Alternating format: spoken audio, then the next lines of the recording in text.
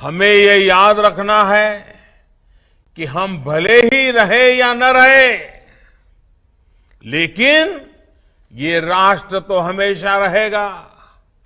सदियों से रहता आया है, सदियों तक रहने वाला है। उसमें रहने वाली संतानें भी हमेशा रहेगी।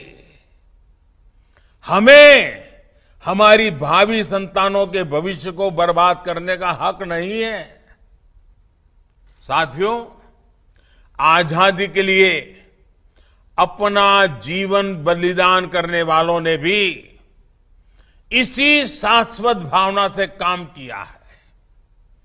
अगर वो भी तब अपना सोचते हैं, अपना स्वार्थ देखते, तो उनके जीवन में भी कोई कष्ट नहीं आता। वो कठिनाइयों से, गोलियों से, फांसी के फंदे से, यातनाओं से बच जाते। लेकिन उनकी संतानें यानी हम भारत के लोग आज आजादी का अमृत महोत्सव नहीं मना पाते। अगस्त का ये महीना क्रांति का महीना है।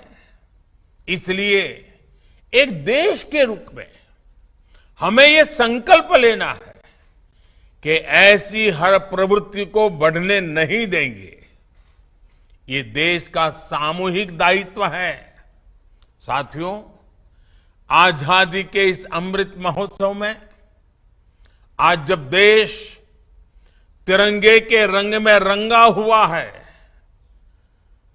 तब कुछ ऐसा भी हुआ है जिसकी तरफ देश का ध्यान दिलाना चाहता हूं।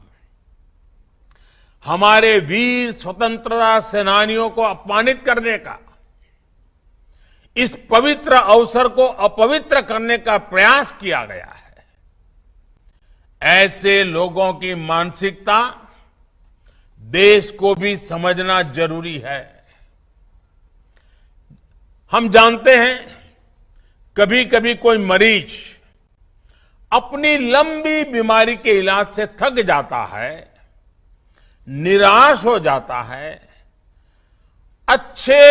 अच्छे डॉक्टरों से सलाह लेने के बावजूद जब उसे लाभ नहीं होता, तो वो कितना ही पढ़ा लिखा क्यों न हो, अंधविश्वास की तरफ बढ़ने लग जाता है। वो झाड़ फूंक कराने लगता है, टोने टोटके पर, काले जादू पर विश्वास करने लगता है। ऐसे ही हमारे देश में भी कुछ लोग हैं जो नकारात्मकता के भंवर में फंसे हुए हैं, निराशा में डूबे हुए हैं।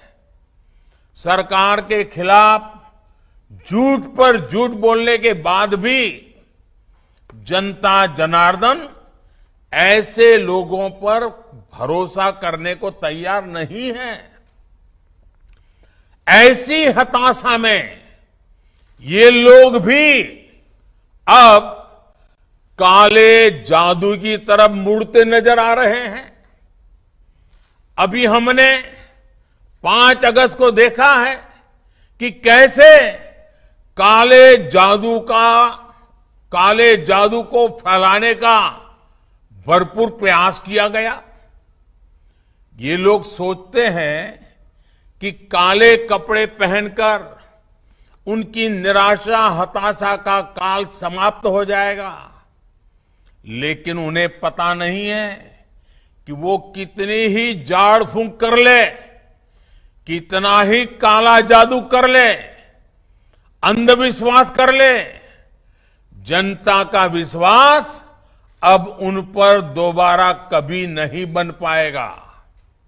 और मैं ये भी कहूंगा कि इस काले जादू के फेर में आजादी के अमृत महोत्सव का अपमान न करें, तिरंगे का अपमान न करें। साथियों, कुछ राजनीतिक दलों की स्वार्थ नीति से अलग हमारी सरकार सबका साथ, सबका विकास, सबका विश्वास और सबका प्रयास के मंत्र पर काम करती रहेगी। मुझे पूरा विश्वास है कि विकास के लिए सकारात्मक विश्वास की ऊर्जा इसी तरह पैदा होती रहेगी।